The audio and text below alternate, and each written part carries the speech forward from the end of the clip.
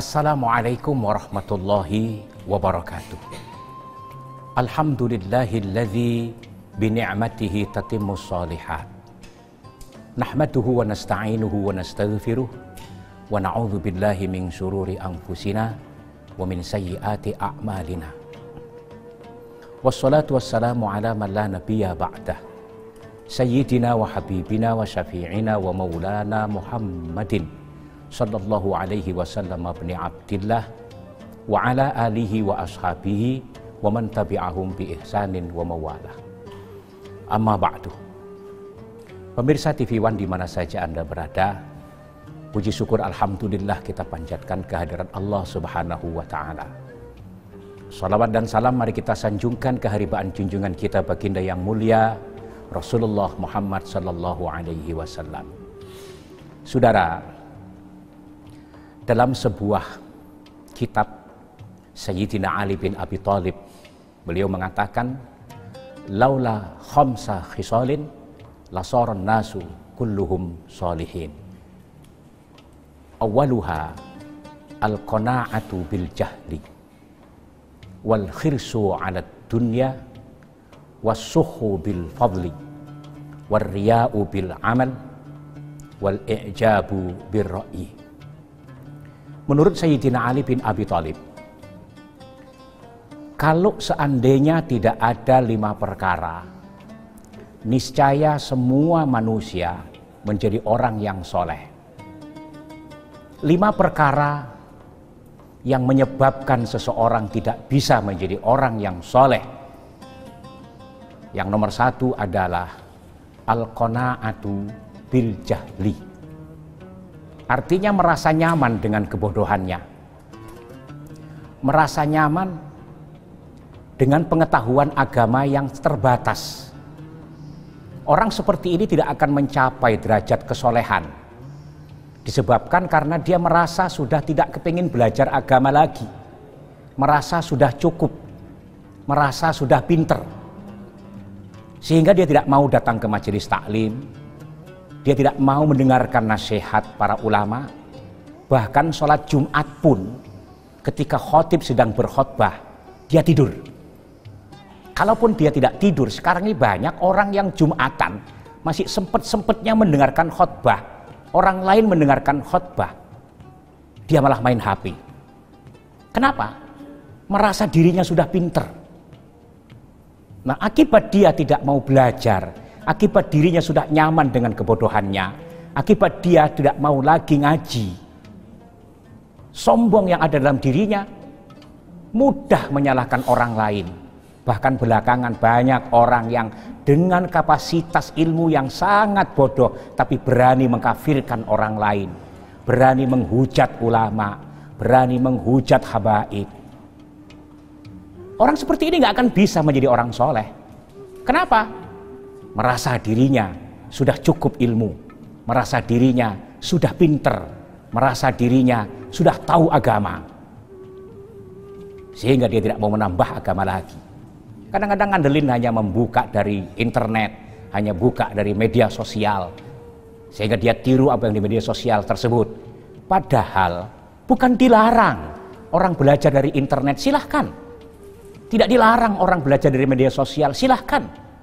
Tetapi tetap yang lebih utama adalah multaqo, ketemu dengan guru, ketemu dengan orang alim, ketemu dengan ulama. Kenapa? Sebab kalau di media sosial belum tentu kita bisa konfirmasi ketika kita tidak paham dengan apa yang dijelaskan dalam media sosial tersebut. Tapi kalau kita multaqo, kita berhadapan dengan guru langsung, maka ketika kita tidak paham kita bisa bertanya langsung. Inilah penyakitnya orang zaman sekarang. Merasa dirinya hanya dengan membuka internet dia bisa paham, sehingga tidak mau lagi dia datang ke majelis taklim, dia tidak mau lagi datang untuk mendengarkan khutbah Jumat, nggak mau lagi datang untuk ngaji dengan para ulama. Terbatas ilmu itulah yang membuat orang tersebut nggak bisa jadi orang soleh. Yang pertama. Yang kedua, penyebab orang tidak bisa mencapai level kesolehan karena al-khirsu 'ala dunya, rakus terhadap dunia. bahwa Kanjeng Nabi lebih suka kepada umatnya yang kuat daripada umatnya yang lemah, betul. Bahwa Kanjeng Nabi lebih suka kepada umatnya yang mapan daripada umatnya yang miskin. Bahwa Kanjeng Nabi lebih suka kepada umatnya yang giat bekerja daripada umatnya yang bermalas-malasan, betul. Tetapi batasan orang yang membedakan antara dia semangat bekerja dengan orang yang khirsu 'alad dunya, itu jelas. Kita boleh kerja sungsang sundel jungkir balik sehari semalam bekerja mencari harta, it's okay, no problem, dan itu bagus. Tapi ketika batasan di mana kita tahu yang kita garap adalah sesuatu yang subhat, apalagi sesuatu yang haram, maka tinggalkan. Bedanya orang giat bekerja dengan orang yang rakus terhadap dunia di sini, saudara. Kita bekerja siang dan malam, sungsang sundel jungkir balik demi anak istri di rumah, karena naluri seorang laki-laki, naluri kepala rumah tangga yang ada di otaknya 90% bagaimana istriku bahagia, bagaimana anakku sejahtera, bagaimana aku bisa memberikan rumah yang bagus buat anak istriku. Itu nyaris semua kepala rumah tangga seperti itu. Tetapi jangan lupa ada batasan. Ketika kita sungsang sundel kerja keras, kita banting tulang, bagus. Tapi ketika kita tahu yang kita cari itu ternyata sesuatu yang subhat, yang kita cari itu ternyata sesuatu yang haram, maka kita tinggalkan. Kalau kita sudah tahu itu subhat, kita makan juga. Kita tahu itu haram, kita makan juga. Kita tahu itu duit rakyat, kita korupsi juga. Itu namanya rakus terhadap dunia, bukan kerja keras. Dari sini awal kenapa istri susah diatur. Dari sini awal kenapa anak jauh dari agama, karena kita cekokin dengan makan makanan haram. Karena ma nabata minal haram yamilu ilal haram. Sesuatu yang tumbuh dari makan makanan yang haram, maka dia akan cenderung berbuat yang haram. Sering kita menyalahkan anak kita, kenapa anak kita susah untuk menjalankan sholat, kenapa anak kita nggak mau puasa Ramadan. Kita nggak introspeksi diri. Selama ini istri kita kasih makan apa? Selama ini anak kita kasih makan apa? Halal atau haram? Nah, kalau sudah makan makanan haram yang Anda makan, makanan haram yang diberikan kepada istri, makanan haram yang diberikan kepada anak, maka makan makanan haram ini yang menghalangi kita, istri kita, anak kita untuk menjadi orang yang soleh. Karena itu silahkan bekerja keras, silahkan sungsang sundel cari harta. Tapi ketika Anda dengan mencari harta tersebut sudah mampu meninggalkan sholat, berarti Anda sudah hubbud dunia, sudah rakus terhadap dunia. Ketika kita melakukan pekerjaan, kita kerja keras, sungsang sundel kita lakukan, lalu kita tahu itu adalah duit rakyat, lalu kita makan juga, kita berikan ke anak istri kita, maka jangan mimpi anak istri kita dan diri kita akan menjadi orang yang soleh. Semakin hari makanan yang haram tersebut membawa kita kepingin melakukan maksiat. Semakin hari makanan yang kita berikan ke anak istri kita yang berupa haram itu membuat anak kita semakin jauh kepada Allah.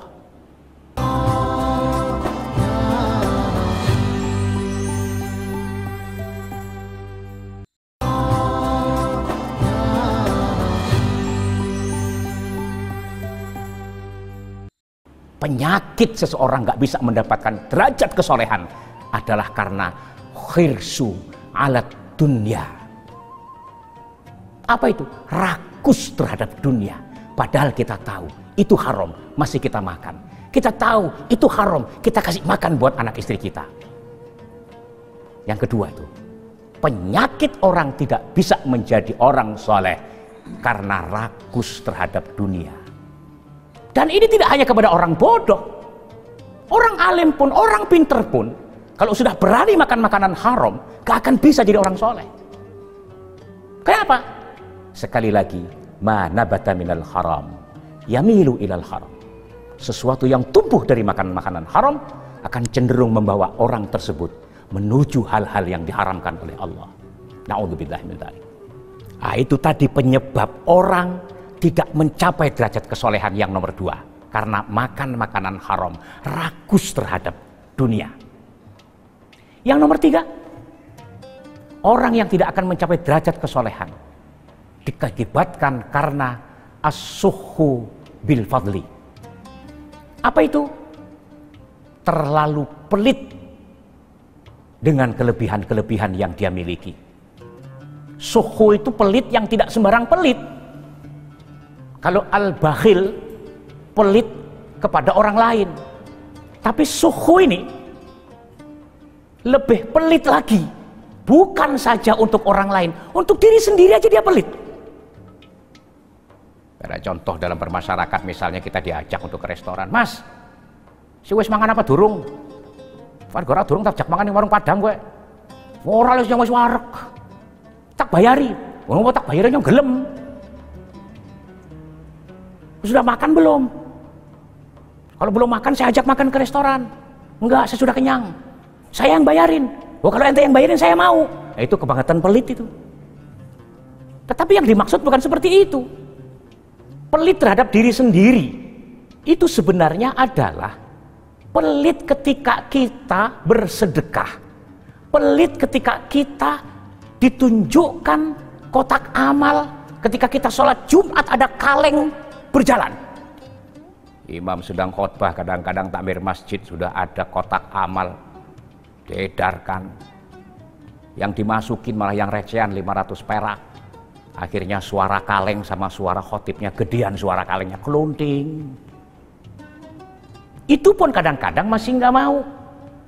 Padahal orang yang sedekah, orang yang amal jariah itu bukan untuk orang lain, tapi untuk dirinya sendiri. Karena menurut kebanyakan ulama, orang itu kalau sudah mati, menjelang mati pun kebanyakan yang disesali adalah karena dia belum sempat banyak berinfak, belum banyak bersedekah.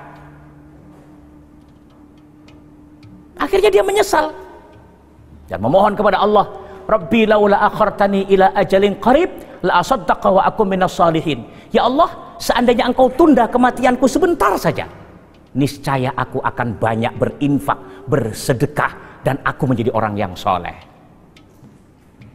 Tapi sudah terlambat. Saat itu sudah tidak ada lagi waktu untuk mengundurkan.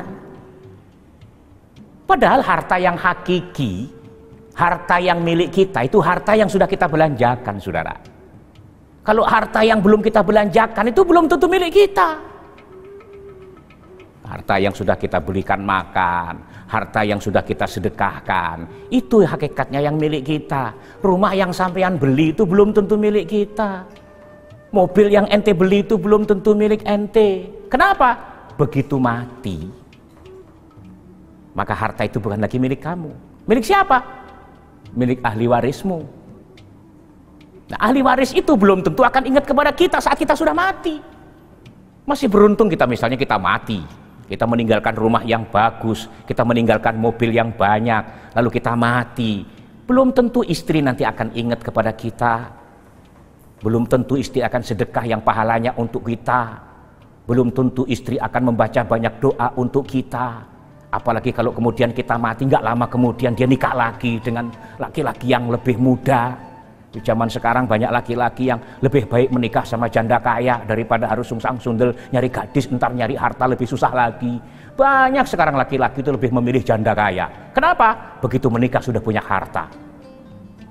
Padahal suami, mantan suami sang janda tersebut sungsang sundel jungkir balik nyari harta. Begitu dia mati, semuanya menjadi ahli waris yang punya istri, punya anak.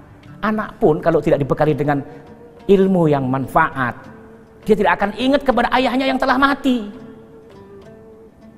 Karena itu saudara-saudaraku sekalian, pemirsa TV One di mana saja Anda berada yang dirahmati oleh Allah Subhanahu wa taala, mumpung kita masih hidup, kalau kita kepingin menjadi orang yang soleh dan saat kita mati tidak menyesal, mulai sekarang sisihkan sebagian dari hartamu, berikan ke kotak amal, berikan sebagai amal jariah. Supaya apa? Saat kita mati nanti ada bekal yang akan kita bawa mati. Ketika itu maka kita masuk dalam golongan orang-orang yang soleh. Yang nomor 3, penyakit orang soleh itu adalah terlalu pelit di atas kelebihan harta yang kita miliki. Yang nomor 4, wariya'u bil amal, pamer dengan amal yang kita berikan. Apa saja, baik itu amal yang berupa qauliyah, amal yang berupa fi'liyah, amal yang berupa maliyah. Ketika itu diniatkan untuk pamer, untuk riya, maka tidak ada harganya di hadapan Allah Subhanahu wa ta'ala. Kadang-kadang kita pura-pura ngomong baik, ngomong sopan, tapi kalau batinnya hanya berniat pamer, maka tidak berupa ibadah.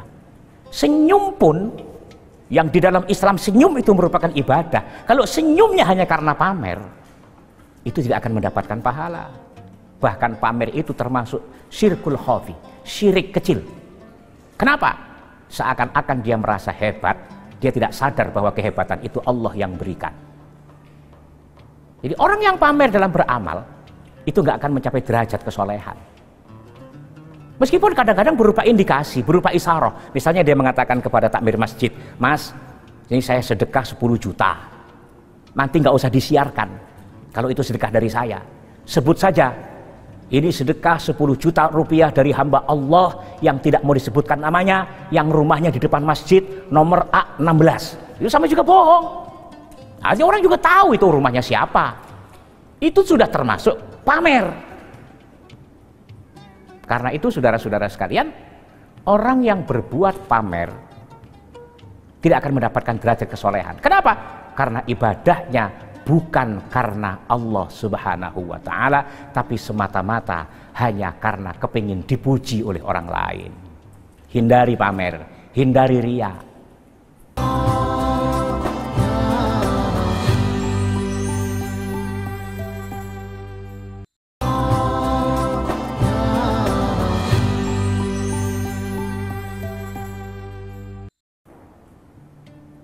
Jadi orang yang mencapai derajat kesolehan itu akan sirna, akan sia-sia kalau amal yang dia berikan itu hanya semata-mata karena manusia, bukan karena Allah. Jadi harus ikhlas. Gitu. Yang nomor 4, penyebab hilangnya kesolehan manusia disebabkan karena al-i'jabu birra'yi. Sombong, ujub terhadap diri sendiri. Ujub itu apa sih? Ujub itu bangga, merasa bangga pada dirinya sendiri. Di dalam hati saja nggak boleh, apalagi terucap. Di dalam hati misalnya, gue heran ya, asal saya keluar hujan berhenti, asal saya berjalan hujan berhenti. Gue heran sama diri saya, asal saya kepingin pasti saya dapatkan. Saya heran terhadap diri saya sendiri, asal saya berdiri pasti orang semuanya akan cium tangan sama saya. Ujub terhadap diri sendiri itu penyebab orang tidak bisa mencapai derajat kesolehan. 5 macam penyakit kesolehan seseorang ini harus kita antisipasi. Jangan sampai itu terjadi pada diri kita. Ingat, yang pertama, al-qana'atu bil jahli. Nyaman terhadap kebodohannya sehingga tidak mau ngaji, tidak mau belajar, tidak mau ke majelis taklim, tidak mau mendengarkan khutbah Jumat, bahkan tidak mau datang ke ulama. Yang nomor 2, al-khirsu 'ala dunya. Rakus terhadap dunia, mencari harta tanpa mau memilih dan memilah. Asalkan ada kesempatan dia makan, asalkan ada kesempatan dia ambil, tanpa mempertimbangkan lagi ini halal apa ini haram. Kerja keras wajib, tapi ketika sudah memisahkan ini halal ini haram, maka saat itu nurani kita harus bicara. Ketika halal raih, ketika haram tinggalkan. Yang ketiga, terlalu pelit, suhu bil fadli. Pelit, gak mau sedekah. Pelit, gak mau bantu orang lain. Pelit, gak mau berbuat baik. Padahal hidup kita di dunia ini, salah satu ulama berpendapat, kata Kanjeng Nabi, umur umatku itu tidak akan jauh dari umurku. Pasti. Kalau umurnya Kanjeng Nabi 63 tahun, berarti umur umatnya tidak lebih dari itu. Sekarang ini orang berumur 150 tahun itu sudah sangat tua. Jadi kita ingat bahwa umur kita ini ada batasnya. Apalagi yang sudah usianya sudah 40 tahun. Kata Kanjeng Nabi, man atat alaihi arba'ina sanah walam yaghlib khairuhu syarrah falyatahajjar ilan nar. Barang siapa yang dikasih umur sudah sampai 40 tahun tapi kebaikannya nggak mampu mengalahkan keburukannya, lemparkan saja ke neraka. Artinya apa? Umur 40 tahun itu sudah warning. Karena itu harus siap-siap. Perbanyak amal ibadah, perbanyak kebaikan, perbanyak sedekah, perbanyak amal jariah, supaya saat kita mati kita punya bekal menghadapi alam akhirat. Yang ketiga, yang keempat, ar-riya'u bil amal. Sudah tua, ketika beramal jangan pamer, jangan riya. Sebab sebesar apapun amal yang engkau lakukan, kalau masih ada unsur pamer, berarti ibadahmu, amalmu bukan kepada Allah, bukan untuk Allah, tapi untuk manusia. Kalau amal ibadah bukan untuk Allah, berarti riya dan sia-sia, gak ada manfaatnya. Yang kelima, al-i'jabu birra'i. Jangan ujub ketika Allah memberikan kelebihan kepada kita. Sesungguhnya itu adalah Allah yang memberikan kelebihan. Enggak usah engkau puji-puji dirimu sendiri, enggak usah engkau puja-puja dirimu sendiri. Karena ketika engkau puja-puja dirimu sendiri, jangankan engkau keluarkan lewat kataan, hatimu berbicara, hatimu heran, hatimu menyanjung-nyanjung dirimu sendiri, itu sudah ujub. Dan kalau orang sudah ujub, jangan bermimpi akan mencapai derajat kesolehan. Mudah-mudahan kita semuanya dihindarkan oleh Allah Subhanahu wa Ta'ala dari 5 hal yang merusak kesolehan manusia, dan Allah takdirkan semuanya menjadi orang yang soleh. Ingat, ketika Nabi Mi'raj dulu, Nabi didoakan oleh Allah. Kata Allah, Assalamu alayka ayyuhan nabi wa rahmatullahi wa barakatuh. Salam sejahtera wahai Nabi, keberkahan dari Allah Subhanahu wa Ta'ala. Tetapi Nabi tidak langsung mengaminkan doa tersebut, karena Nabi kepingin yang berkah, yang selamat bukan hanya Nabi, tetapi mendoakan juga umatnya. Wassalamu alayna wa ala ibadillahis sholihin. Salam sejahtera untuk kami semua dan hamba-hamba Allah yang soleh.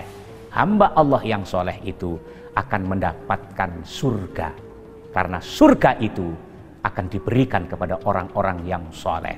Mudah-mudahan semuanya kita menjadi orang yang soleh di hadapan manusia dan di hadapan Allah Subhanahu wa Ta'ala.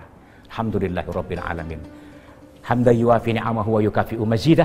Ya Rabbana lakal hamdu wa lakal syukru kama yanbaghi li jalalika wa 'azimi sultanik. Allahumma salli wa sallim ala sayyidina Muhammadin al-Fatihi lima ughliqa wal khatimi lima sabaq. Nasiril haqqi bil haqq wal hadi ila siratikal mustaqim wa ala alihi wa ashabihi haqqa qadrihi wa miqdarihi al-'azim. Allahumma ja'alna min ibadikal mu'minin al-kamilin waj'alna min ibadikal muslimin as-salihin waj'alna min ibadikal muhsinin. Rabbana atina fid dunya hasanah wa fil akhirati hasanah wa qina adzabannar. Walhamdulillahi rabbil alamin. Terima kasih, sampai jumpa kembali. Kurang lebihnya mohon maaf. Wallahul muwaffiq ila aqwamit thariq. Wassalamualaikum warahmatullahi wabarakatuh.